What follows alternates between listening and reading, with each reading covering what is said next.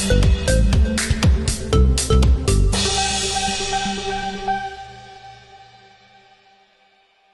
Bang.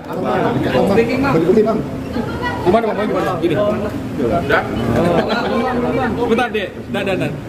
Ya, hari ini saya mendapat surat panggilan dari Mabes Polri di Cibinong, kasus pertama dalam sejarah peradilan Indonesia. Surat panggilan tersebut terkait dengan laporan Ketua Pengadilan Negeri Jakarta Utara terhadap Rasman Nasution dan kawan-kawan terkait dugaan pelanggaran pasal 207, 217 dan 351 KUH pidana, yaitu tentang penghinaan terhadap pengadilan, menimbulkan kegaduhan di persidangan dan perbuatan tidak menyenangkan. Ini adalah yaitu terkait dengan ucapan teriakan-teriakan dari Rasman di dalam ruangan pengadilan yang mengatakan ke depan hakim, di meja hakim, sambil mukul-mukul meja mengatakan kepada hakim, koruptor, dan juga adanya oknum pengacara junior yang mungkin masih jarang bersidang, yaitu Firdaus, yang naik ke meja di persidangan dengan pakai jubah pengacara, dan juga beberapa oknum, ada dua ibu-ibu yang sudah tua itu yang juga menimbulkan kegaduhan, dan juga teriakan-teriakan dari istrinya Rasman. Itu kira-kira intinya. Ada persiapan khusus nggak, Pak, untuk nggak ada persiapan, saya kan hanya sebagai saksi, dia hanya menceritakan apa yang saya lihat, saya alami di persidangan.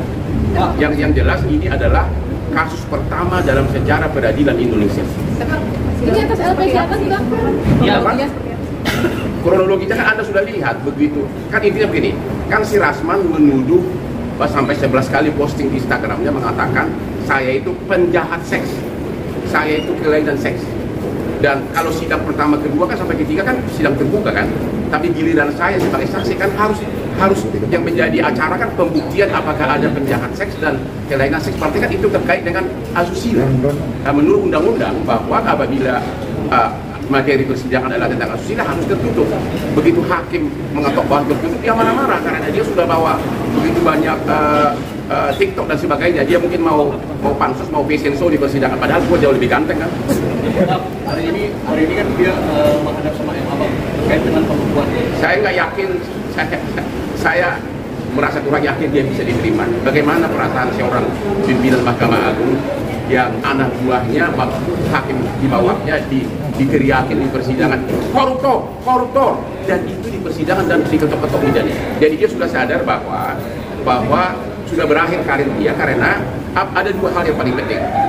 Selama itu masih dibekukan, maka semua surat kuasa maupun pembelaan dari Rasman dan Firdaus yang dibuat sejak tanggal pembekuan kepada klien manapun batal demi hukum karena dibuat oleh orang yang tidak berwenang. Kedua, masyarakat tentu akan pasti menjauh, akan memakai pengacara. Orang memakai pengacara kan untuk menang, untuk membela diri, bukan untuk kalah. Kira-kira begitu. Bang, HP dong, agak hidung nih. Agak kira dikit bang.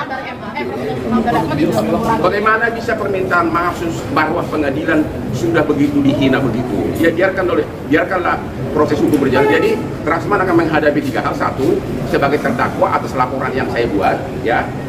Kedua, dibekukan surat izinnya Rasman dan Firdaus oleh Pengadilan Tinggi atas restu pimpinan Mahkamah Agung sesuai dengan perkataan jubir dari Mahkamah Agung. Jubir Mahkamah Agung mengatakan apabila Anda tonton di media tidak boleh lagi bersidang. Yang ketiga, ada laporan polisi dari Ketua Pengadilan Negeri yang juga pidana, dan ini sangat cepat atensinya. Saya yakin dalam waktu dekat Rasman dan Firdaus dan kawan-kawan akan jadi tersangka. Jadi ada 3 malapetaka yang mereka hadapi.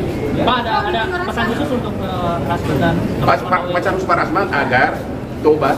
Kalau mau sukses seperti Hotman Paris, jangan nyinyir, jangan senggol orang, tapi berkaryalah seperti Hotman Paris yang kerja dari jam 3 subuh sampai malam, akhirnya mewakili ribuan para naga. Bang, itu Rasman, soal hakim gimana Bang? Kalau soal hakim urusan saya. Udah? Saya ke atas dulu, nanti kita ketemu lagi ya.